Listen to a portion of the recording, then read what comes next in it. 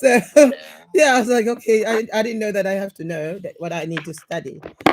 So they asked me that you have to choose maybe um you have to choose maybe three, you know. So we'll check which one is available and which one you qualify or meet the requirements, right? Yeah. So I went to this, what you call this, the guy who inspired me to be at university was the chancellor, you know.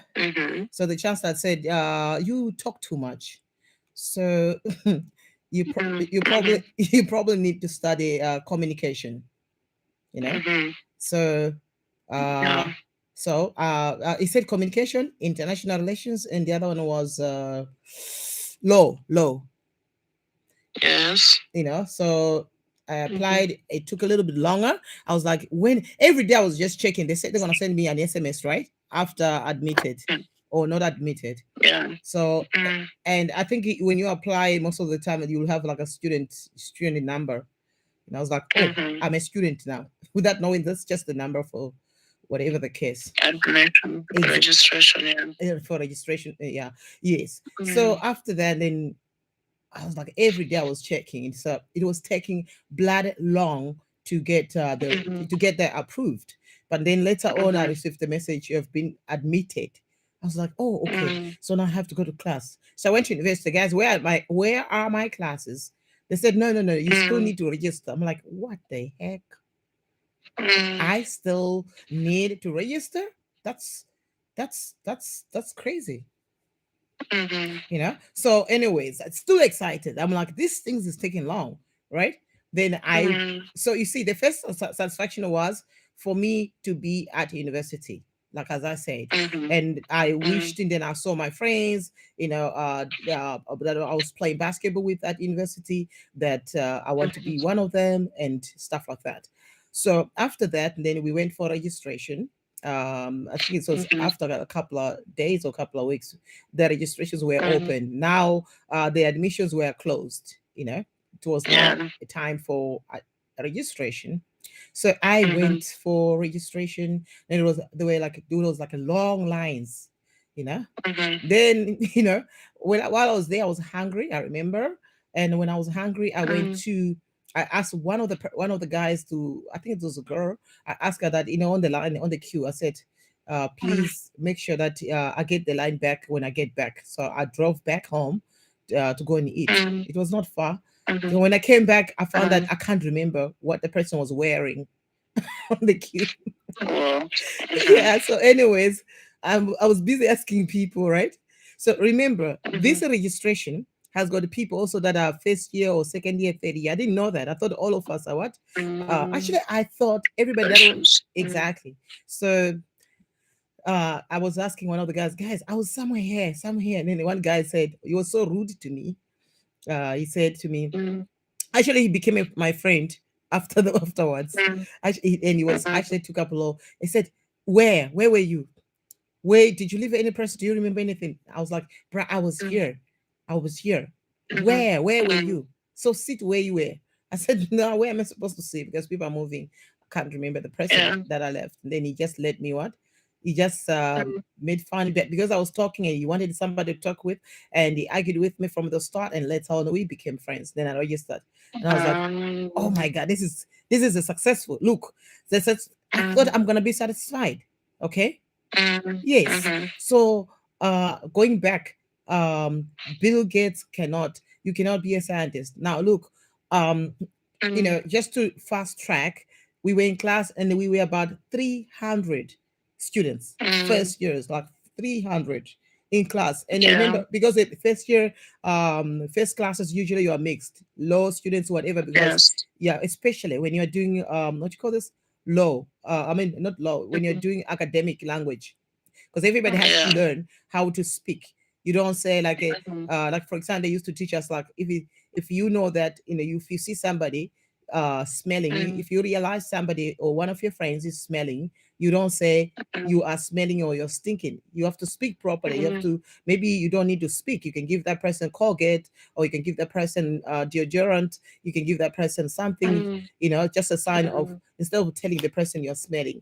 or if you, so they were teaching us all these things and how to write in academics, how to write an assignment, how to write, how to get the vocabulary right in your particular module or program or field, So we met, all of us met then from different fields, and after that, then imagine, from 300, the number went to 180 something, and the number went to 30 something students.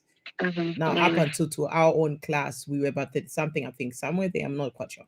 So we all finished. Not all. Some of them gave up. Some of them changed university, went to the other university, they transferred and stuff like that. And the number. What course were you doing? I was doing international relations, but there was also public administration. There was also political science. All these things do go together. So and there was also economics. There was other things, but mainly it was politics and public administration that was dominating after international relations, like foreign affairs. And I was specializing on security studies. So after that, then we all finished completed our first degree. So remember, I just wanted a degree. I just wanted to be at university. Actually, I just wanted to be at university. While I was at university, I was like, I need to complete. I just want to be in this class. I want to feel like I've developed, like this heart was there. Then for honors degree, we were like, I think, if I'm not mistaken, we were about 6, 7 in class, from the number of 300 to 100 and something to 30 something to 6, 7 or 8 students in class. Just imagine. Then for honors degree, others gave up, others went back, others graduated, others did not. Then up until I decided, like, okay, look, the first degree was bachelor degree, right? Because it was not it was social sciences studies. It was not science, so it can be like a 3 years a degree. Then you have to do honors degree to make it like what, to have 2 degrees instead of 1. Yeah, so I did my honors. The clever students, actually, what they did was they had done 3-year degree, right? Yes. But when they go back to their countries, like foreigners in South Africa, they go back, like, people from Kenya or Tanzania, they would go back to their country and they would go straight to do masters, because in their country there is no 3-year degree.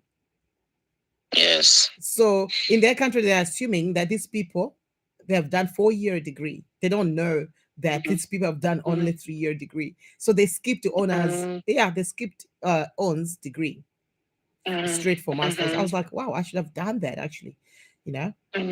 So anyways, I've accomplished and I did masters again. But I'm still not satisfied.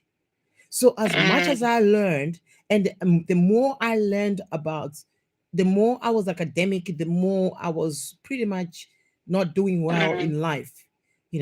I became more foolish. I became more stupid, if I can use that word. I became less knowledgeable, because before I went to university, I think I thought I wanted to do so many things. But university told me that you cannot do so many things. You can only do one thing. The one you specialize on. So I was like, oh, okay. So as our issue of saying that somebody can say I'm good, you can never be good.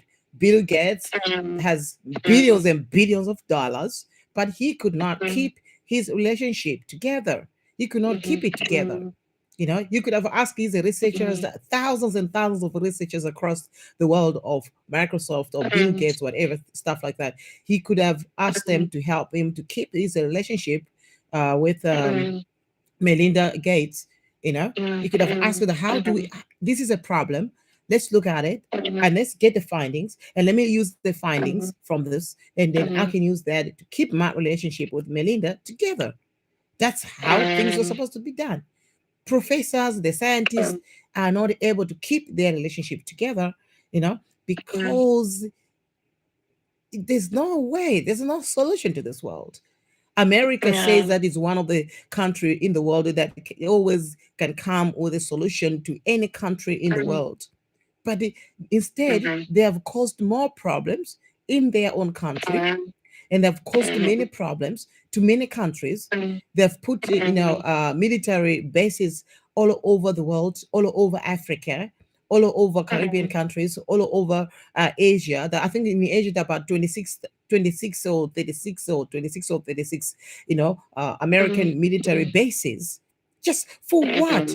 That people doing drugs in that country, that people in the country that needs them, the African American in that country, the Caribbeans in that country, the Italian, Spanish, and East European people that are still going through a lot of hardships in America, but they cannot help them. They cannot build the houses.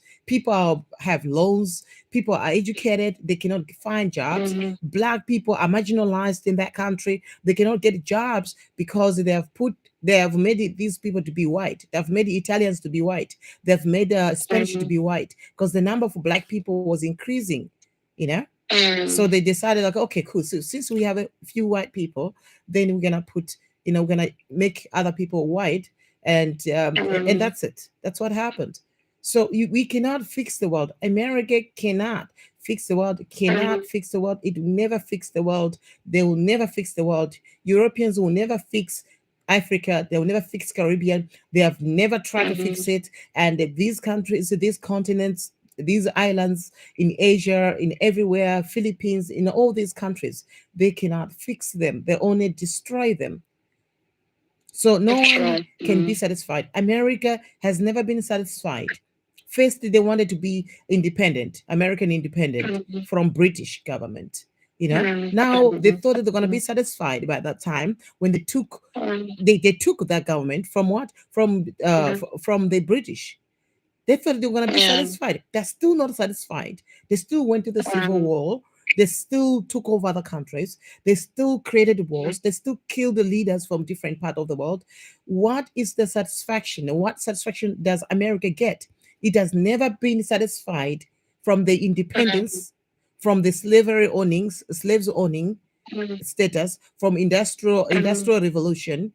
They have, from every president of America, each president has never satisfied America, has never been satisfied. Even the presidents, no president in America has ever been satisfied. What is it that each president has ever achieved? Every 5 to 10 years in America, each president has never been satisfied. There's Obama, still doesn't feel that he's satisfied. I'm sure he wishes to be the president again.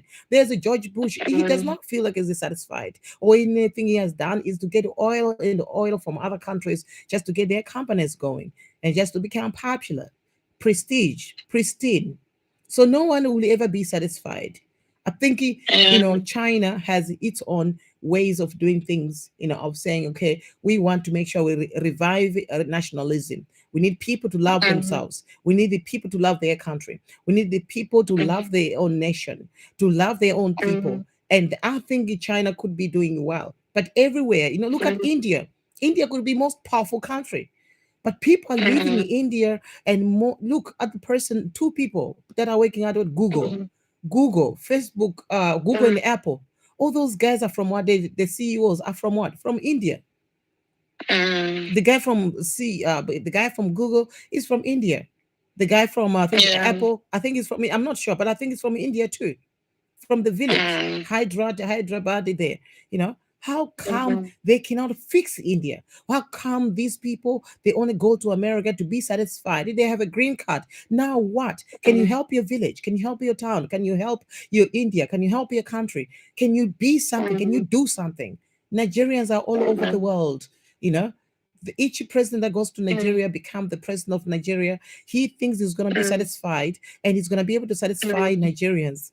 But what happens? Nigeria is not satisfied. The president of the country is not satisfied. The country is, people are still putting, having this trade, hawking, vendors, places that is quite dirty, the drainage, sewage, electricity problem, oil problem, gas problem, everything problems and things like that, wars and separation, ethnic problems, secret society problems, all these things, and the things that they say, American says that Nigerians, most of Nigerians are actually, drug dealers or they're mafias, whatever.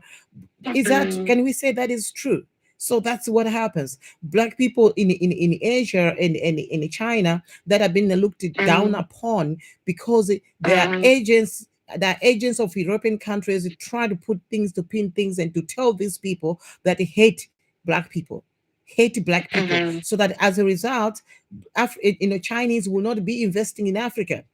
So all these agents that are working towards promoting promoting Chinese people in China to hate black people, promoting Indians to hate black people. They see this to promote any these people in Asia, these people in the Caribbean, these people in South America, these people all over the world, to promote them to hate black people. All these agents, all these things that are happening, you know, all these Constantinople, Constantinople promoted this image of Jesus Christ, promoted this Christianity, because he was a philosopher. He was a guy actually who knew, although he was emperor, he knew that if you create the image, people will not believe in their own gods. They will not believe in their own people. That is why China said, we don't want religion here.